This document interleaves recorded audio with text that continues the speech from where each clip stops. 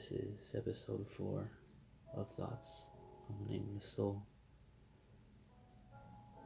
Tonight I want to get into duality, or as some people may know it as polarity.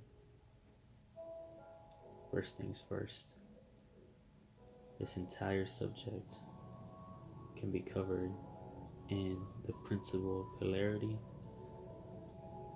in the Kabbalion, which is a Hermetic book, if you want a deeper understanding, or if you're still confused by a few things on here.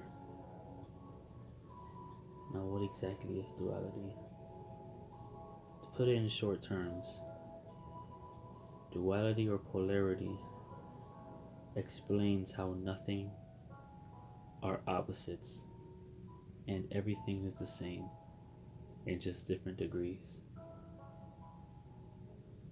I'm going to get more into it in a moment, but that's the baseline here. Nothing is opposite, everything's the same. But before I get into it, how would it affect you? Okay, you understand how nothing is opposite, there is no right and wrong, there is no hot and cold. How does that affect me personally? If you can get past the illusion of opposites, you can start seeing the world as a whole, and instead of focusing on one tree, you can look at the entire forest. Just think of it as an obstacle put in the brain of men by other men who can't see the spiritual realm of everything. Once you can elevate yourself past polarity or past duality, which I don't necessarily believe that people should aim to elevate themselves, but to just recognize that it's there. Once you can do this, you can start seeing everything in your life in different angles, become more creative, notice other things you wouldn't have noticed, and shoot yourself in a spiraling circle up, because now you can see things from ways that no one else can, no one else around you can, because you're not distracted by polarity or duality.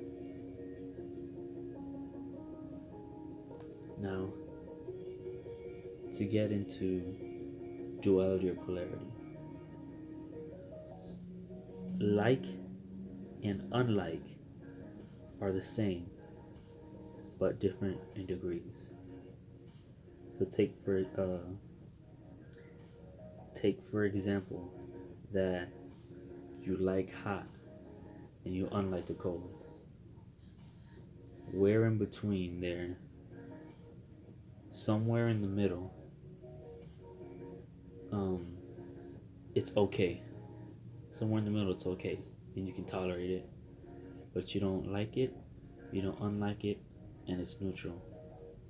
Now, maybe a few degrees in between that little area, or maybe one specific degree that you like in Fahrenheit or in Celsius. But the fact of the matter is that hot and cold are just vibrations in the atoms itself, shooting out energy, whether it be hot or cold. That's all it is. It's just literal degrees in Celsius or Fahrenheit going up and down. Because at the end of the day, it's just temperature. So, whatever degrees or degree you like it in, they overlap each other so much that you don't know when you start liking it versus when you don't start liking it. Specifically, not like certain degrees. Specifically, you don't know where, because it starts to overlap each other. This puts me to the point that everything has two poles and everything has its pair. North and south, they're both the same line. Humans just chose we're in the middle. You start going up or you start going down.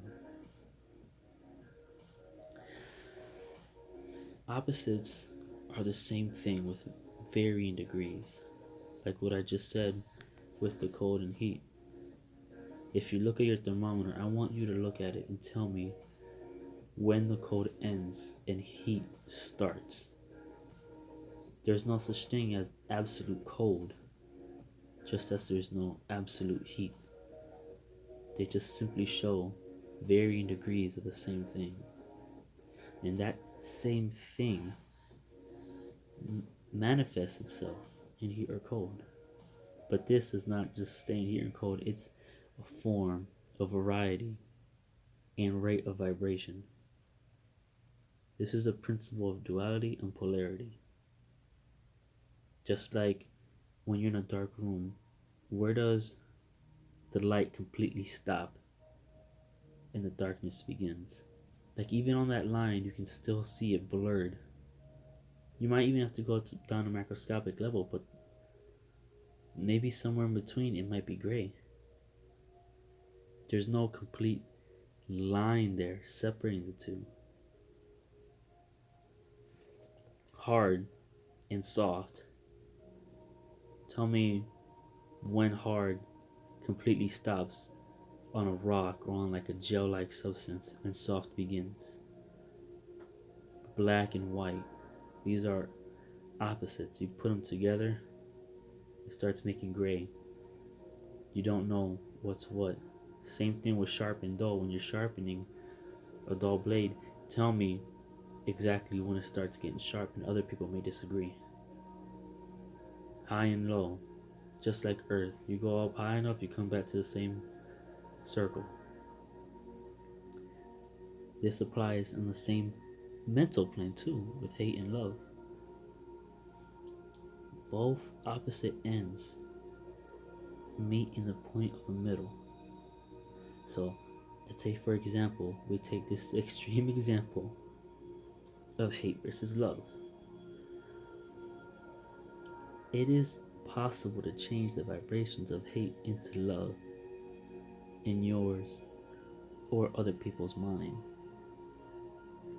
And we actually, when we start talking about hate and love, there's actually a middle ground there that varies depending day by day our mood on what we consider neutral. Because some days you could be upset and anything someone does will get you angry. Some days you can be good, happy, and nothing can get you down. And all these things overlap so much that we are at a loss to whether we like something, dislike it, or neither.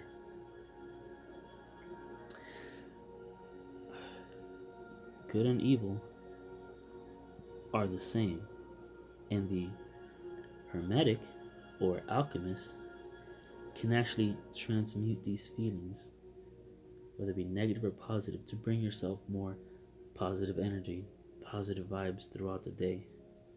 And understanding this will change your polarity and duality of yourself and others. This means that no matter what you're going through, you can transform your thoughts and feelings and your view on the world to something positive. And if you see it as positive, that will attract more positivity to you.